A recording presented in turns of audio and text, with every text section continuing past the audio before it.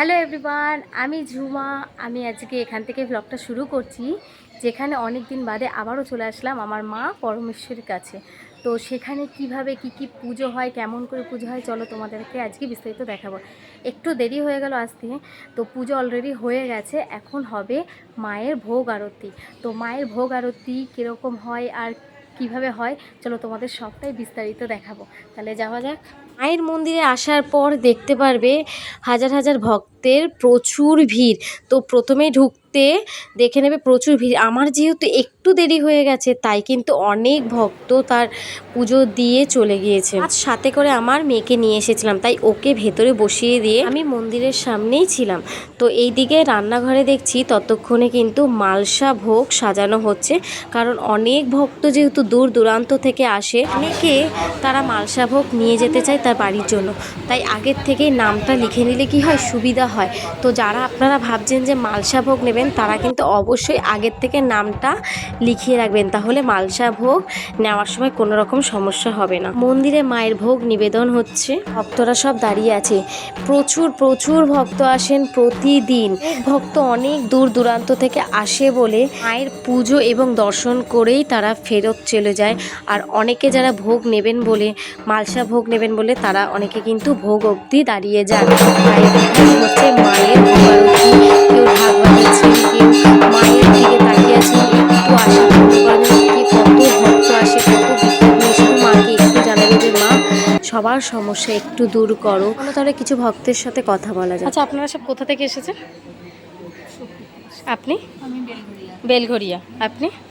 বেলঘরিয়া। আপনারা সবাই বেলঘরিয়া থেকে এসে মানে ফোনে দেখেছিলেন ওই মায়ের সেখান থেকে এসেছেন? তো মানত করেছেন না এমনি পুজো দিতে এসেছেন?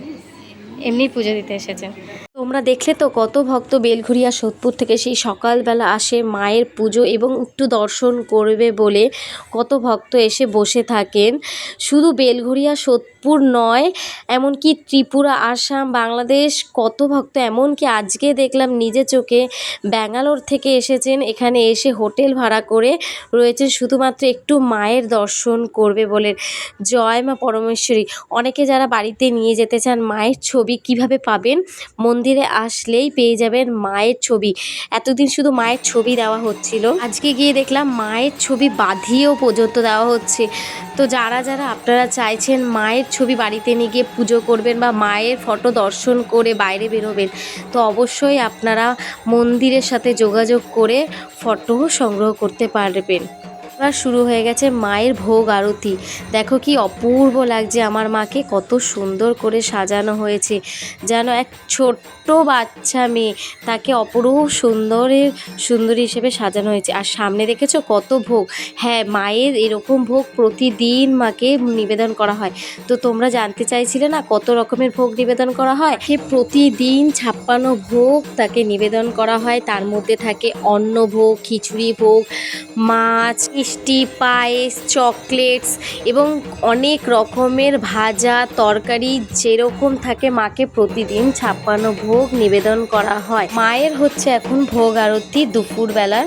তো এখনও কিন্তু অনেক অনেক ভক্ত দাঁড়িয়ে আছে শুধু মায়ের আরতি দেখবে বলে, মায়ের একটু মহাপ্রসাদ পাবে বলে। তোমরা দেখতে পাচ্ছ এখনও কত কত ভক্তের ভিড়। আর কোনো ভক্তকেই কিন্তু ছোট বড় মানে কোনোভাবেই তুলনা করা হয় না।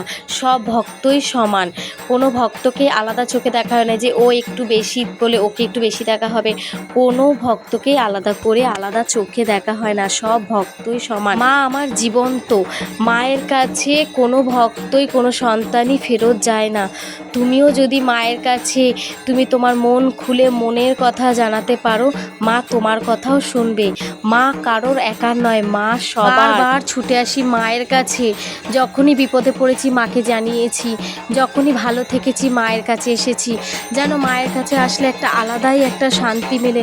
মাগো তুমি সমস্ত কিছু দিক থেকে রক্ষা করো, সবার মনের আশা পূর্ণ করো, সবাইকে সমস্যার হাত থেকে দূর করো। এই হচ্ছে সেই মায়ের প্রিয় পদ্ম, যেই পদ্ম দিয়ে মাকে আরতি করা হচ্ছে। কত ভক্ত তার নিজের গাছের পদ্ম এসে দিয়ে গেছে। মাকে কিন্তু প্রতিদিন 56 ভোগ নিবেদন করা হয়, কিন্তু তারপরেও মা তার সন্তানদের কাছে স্বপ্নে দেখিয়ে তাদের গাছের ফল ফুল আনা করায়। কেন বলো তো? মা তার সন্তানদেরকে তার কাছে ডেকে আনে যে তারা তো তোরা তো এমনি আসবে না, এইভাবে আর তাই মা তাদের কাছে লজেন্স খেতে চায়, গাছের ফল খেতে চায়, কত রকম আশা তাদের কাছে করে। কারণ মায়েরাই তো বাচ্চাদের কাছে করে এবং একটা ছোট্ট বাচ্চা তার মা বাবার কাছে আবদার করে, আর ঠিক সেই রকমই মা আবদার করে। ভোগ আরতির শেষে মাকে কিন্তু এইভাবে খাইয়ে দেওয়া হয়, কারণ মাকে নাকি 5 বছরের বাচ্চা রূপে পুজো করা হয়, তো তাই মাকে কিন্তু খাইয়ে দিতে হয়। আমরা আমাদের সন্তানকে খাইয়ে দিই না, ঠিক সেই রকমভাবেই কিন্তু মন্দিরে ঠাকুরমশাই মাকে এইভাবে খাইয়ে দেয় নিজের হাতে করে, আর খাইয়ে দেয় এবং সবশেষে কিন্তু মায়ের মুখও মুছিয়ে দেয়। সেই ভোগের থালা যেখানে মাকে 56 ভোগ নিবেদন করা হয় প্রতিদিন যে 56 ভোগ দেওয়া হয়, সেই প্রতিটা ভোগ একটা একটা করে মাকে প্রতিদিন নিবেদন করা হয়। আর ওই যে বললাম মাকে 5 বছরের বাচ্চা রূপে পুজো করা হয়, তাই মাকে কিন্তু চকলেটও দেওয়া হয়, আর এই চকলেট দুধের মধ্যে বিলিয়ে দেওয়া হয়। সেই রকমই আজ যেহেতু আমার শ্রীভি গিয়েছিল, তাই শ্রীভিকেও কিন্তু দেওয়া হয়েছে। আর মায়ের সবচেয়ে প্রিয় মিষ্টি রসগোল্লা, ছানার পায়েস। ঠিক রসগোল্লা জানো তো, প্রতিদিন মা না খেয়ে ঘুমাতে যাবেন না, সকালে দুপুরে সন্ধেবেলা রাত্রিবেলা এমনকি খেয়ে তারপর মা ঘুমাতে যায়, মানে মন্দির বন্ধ করা হয়, মাকে স্বয়ং দেওয়া হয়। কিন্তু মাকে মিষ্টি না দিলে যেন মা খুব রেগে যায়। এখন দেওয়া হচ্ছে মালসাভোগ, আর এই মালসাভোগের মাহাত্ম্য কি জানো? মালসাভোগে ভোগ খেয়ে না ধুয়ে যদি ঘরে রাখা হয়, সংসারের সকল সমস্যা দূর হয়। মন্দিরের প্রতিবেশী আমাদের খুব স্নেহভাজন, মানে ছোটোর থেকে আমি দেখে বড় হয়েছি, যাদেরকে দেখে ছেলের মতো সেই মাকে আমার মাই, হ্যাঁ, তার কারণ গর্ব ধরলেই তো খালি মা হয় না, সবাই মা। মায়ের হাতে মায়ের প্রসাদ তুলে দিলাম, মায়ের হাতে মায়ের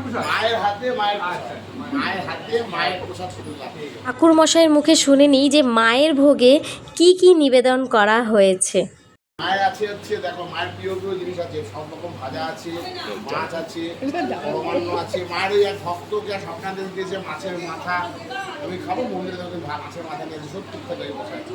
ওই তার 5 রকম তরকারি আছে, আলুর দম আছে, পনির আছে, খিচুড়ি আছে, সাদা ভোগ আছে, পশুপান্ন আছে, অনেক রকম ব্যঞ্জন। আগে আমি নিজেও জানি না কী রান্না হয়, ভিতরে ডিপার্টমেন্ট আছে, তো অন্নপূর্ণা ডিপার্টমেন্ট। ভক্তদের মাঝে ভোগ নিবেদন শুরু হয়ে গেছে এবং দেখে নাও যে কত কত ভিড়, লাইন পড়ে, প্রচুর ভক্ত দাঁড়িয়ে থাকে, মায়ের একটু দর্শন করবে, মাকে পুজো দেবে এবং মায়ের ভোগ একটু পাবে বলে। ভোগের আর একটা মাহাত্ম্য, যতক্ষণ ভক্ত থাকবে মায়ের ভোগ নেওয়ার জন্য, ততক্ষণ কিন্তু ভোগ শেষ হয় না, ভক্তও শেষ হয় এবং ভোগও শেষ হয়। আর মাকে যা যা ভোগ দেওয়া হয়, যেমন মায়ের প্রিয় মিষ্টিটাও পর্যন্ত কিন্তু ভক্তের মাঝে দিয়ে দেওয়া হয়। ওই আলাদা করে কিন্তু সরিয়ে রাখা হয় না যে আলাদা করে নিজেরা খাবে, ভক্তের মাঝে যতক্ষণ ভোগ থাকে ততক্ষণ কিন্তু দিতেই থাকে। তাই এই মন্দিরে কিন্তু কোনো রকম জাত পাত, ছোট বড় কখনো বিচার করা হয় না। যারা চাইছো মায়ের কাছে এসে মায়ের একটিবার দর্শন করব, আমাদেরকে আমি মায়ের মন্দিরের ঠিকানাটা দিয়ে দেব। আজকের মতন আমার ব্লগটা এখানেই শেষ করছি। যদি ভালো লাগে তাহলে অবশ্যই একটা লাইক, কমেন্ট আর শেয়ার করতে ভুলো না। আর আমার চ্যানেলে যদি মায়ের ভিডিও দেখতে ভালোবাসো, আরও যদি নতুন নতুন ভিডিও দেখতে চাও, তাহলে অবশ্যই চ্যানেলটাকে সাবস্ক্রাইব করে দিও। জয় মা পরমেশ্বরী মায়ের জয়।